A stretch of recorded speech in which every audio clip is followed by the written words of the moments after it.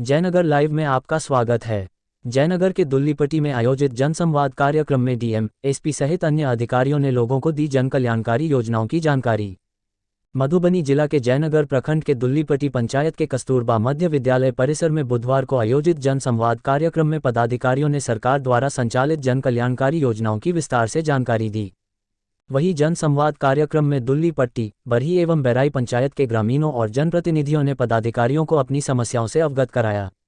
साथ ही उन लोगों ने इन समस्याओं के निदान के संबंध में कई महत्वपूर्ण सुझाव भी दिए। जनसंवाद कार्यक्रम की अध्यक्षता एसडीओ वीरेंद्र कुमार और मंच संचालन बीडीओ राजीव रंजन ने किया। इस कार्यक्रम का विधिवत शुभारंभ DM Arvind Kumar, SP Sushil Kumar, DDC Vishal Raj, civil surgeon doctor Naresh Kumar Bhimsaria, SDO Virendra Kumar, SDPO Viplav Kumar, भूमि सुधार उप समाहर्ता सुश्री तनुजा, प्रशिक्षु डीएसपी सह थानाध्यक्ष आशुतोष रंजन ने संयुक्त रूप से दीप प्रज्वलित कर किया। डीएम ने सरकार द्वारा संचालित जन कल्याणकारी योजनाओं की विस्तार से जानकारी दी। उन्होंने बताया कि जन कल्याणकारी योजनाओं का लाभ सभी जरूरतमंद लोगों तक पहुंचाना सरकार की सर्वोच्च प्राथमिकता है। वहीं जनसंवाद कार्यक्रम में शामिल ग्रामीणों एवं जनप्रतिनिधियों ने भी पदाधिकारियों को पंचायत की समस्याओं से अवगत कराया। साथ ही इन समस्याओं के समाधान के लिए कई महत्वपूर्ण सुझाव भी दिए।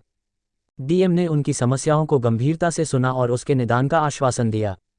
एसपी सुशील कुमार ने अपने संबोधन में कहा कि महिलाओं की सुरक्षा हेतु प्रत्येक थाना में महिला सहायता केंद्र स्थापित किया गया है। 112 नंबर डायल कर आपातकालीन सेवा प्राप्त कर सकते हैं। 12 से 15 मिनट के अंदर आप तक पुलिस सेवा पहुंचेगी। इस मौके पर जिला परिषद सदस्य अंजलि कुमारी, दुल्लीपट्टी पंचायत के मुखिया रूपम कुमारी, मुखिया प्रतिनिधि वीरेंद्र यादव, बरही पंचायत के मुखिया मीना देवी, मुखिया प्रतिनिधि जामुन चौधरी, बैराई पंचायत के मुखिया विमला देवी, मुखिया प्रतिनिधि ब्रिजकिशोर यादव, ग्राम विकास युवा ट्रस्ट मधुबनी के सदस्य तारानंद ठाकुर, सविता देवी, प्रखंड पंचायत राज पदाधिकारी, चिकित्सा पदाधिकारी, मनरेगा के प्रखंड कार्यक्रम पदाधिकारी, प्रखंड शिक्षा पदाधिकारी, कल्याण पदाधिकारी, श्रम पदाधिकारी, जीविका दीदी समेत विभिन्न विभागों के पदाधिकारी मौजूद थे। उसके बारे में आपको जानकारी देना और जो सरकार की उपलब्धियां रही हैं विभिन्न कार्यक्रमों के तहत उसके बारे में आपको बताना, ताकि किसी प्रकार की अफवाह या भ्रम की स्थिति ना हो कि कई बार जब आप किसी व्यक्ति को लगता है कि कार्यक्रम नहीं ठीक से क्रियान्वित हो रहा है तो लोग दिग्भ्रमित हो जाते हैं और उसका लाभ लेने का प्रयास नहीं करते हैं। इसीलिए हम लोगों के मन में यही था कि इस कार्यक्रम के माध्यम से आप लोग हर कार्यक्रम की उपलब्धि के बारे में बताएं, ताकि आपको पता चले कि सभी योजनाओं का क्रियान्वयन हो रहा है और कहीं कुछ कमियां हैं, कहीं किसी को कोई शिकायत करी गई है तो उसको हम लोग समाधान करें, ताकि ज़्यादा से ज़्यादा व्यक्ति इसका लाभ प्राप्त करें। साथ ही साथ सभी योजनाओं को के बारे में आप लोगों को बहुत विस्तार से जानकारी दें, क्योंकि कई बार हम लोगों ने देखा है कि कुछ लोग इस कारण से योजनाओं के लाभ से वंचित रह जाते हैं कि उनको उन योजनाओं के बारे में जानकारी नहीं है। और हम लोगों ने कई जगह कार्यक्रम में गए और वहाँ पे जब पूछा कई कुछ योजनाओं के बारे में तो वाकई में देखा कि सभी योजनाओं के बारे में जानकारी सबको दी थी और इस कारण से उसके लाभ से लोग वंचित रह गए।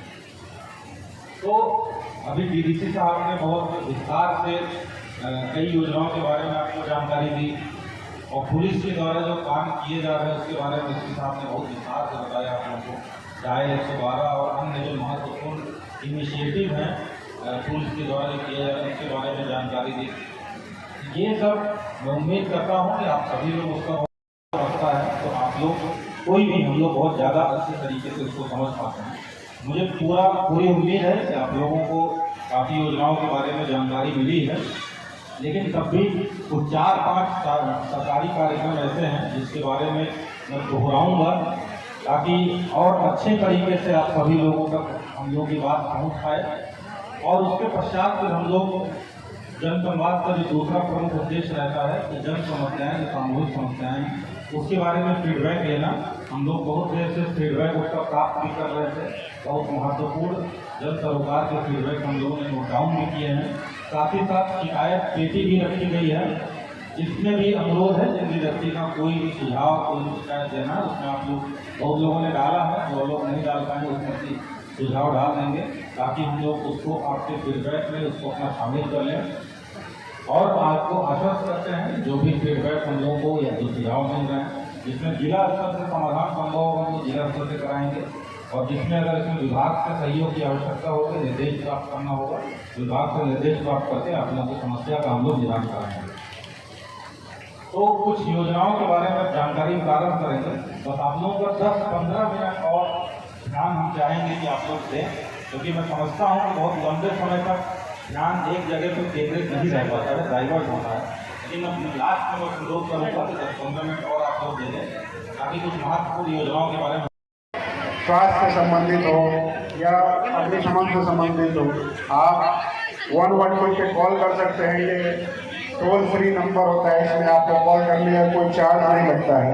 और 112 पे कॉल करेंगे तो इसमें कॉल सेंटर जो है पुलिस के पदाधिकारी बैठे होते हैं जो पटना में स्थापित है, और वहाँ से जो संबंधित जहाँ से भी लोग कंप्लेन करते हैं संबंधित थाने को या संबंधित डायल 112 की गाड़ी को कॉल जाता है, और वो आपके पास एक समय निश्चित समय सीमा के अंदर में आपके पास पहुंचते हैं।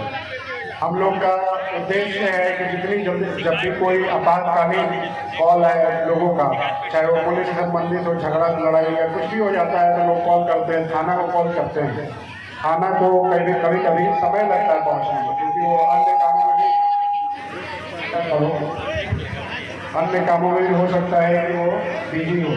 तो उसी के लिए एक ग्रुप में अभी जैसे कि हम लोगों ने मधुबनी जिला में 112 देता है, अभी तक 12 मिनट के अंदर में कॉल आने के 12 मिनट के अंदर में पहुंच जाते हैं, लोगों की समस्याओं का निदान कर लेते हैं। लेकिन हमारा जो लक्ष्य है आगे दूसरे चरण में, उसको 5 मिनट के अंदर में पहुंचने का, जैसे ही आपका कॉल है, चाहे कोई भी आपातकालीन स्थिति हो, हम लोग 5 मिनट के अंदर में आपके पास पहुँच पाएँ और आपको सहायता प्रदान करता है। तो मेरा, क्योंकि हम लोगों ने अनुभव किया है कि ज़्यादातर लोगों को इसके बारे में नहीं पता है, तो मैं आप लोगों से अनुरोध करूँगा जहाँ तक जितने लोग हैं कि सभी लोगों को बताएं 112 के बारे में, डायल 112 के बारे में, और अपने गांव में जाएं, अपने मोहल्लों में जाएं, अपनी पंचायत में सभी लोगों को बताएं, ताकि ज़्यादा से ज़्यादा लोग इसका लाभ उठा पाएँ। जो दूसरी सेवा सरकार के द्वारा चलाई गई है, जो पुलिस से संबंधित है, वो है महिला सहायता केंद्र, महिला हेल्प डेस्क। महिला हेल्प डेस्क जो है मधुबनी जिला में 40 थाने हैं, 40 थाना के सभी थानों में महिला सहायता केंद्र की स्थापना की गई है।